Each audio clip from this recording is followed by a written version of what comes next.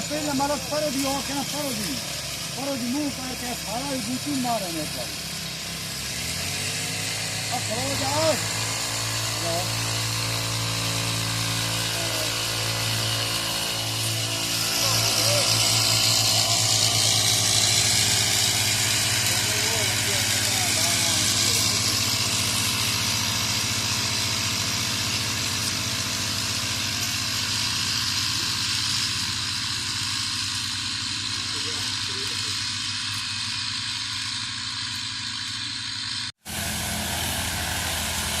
निक्का राख यार, निक्की राख मुंह अगे दवाई राख, मुंह अगे।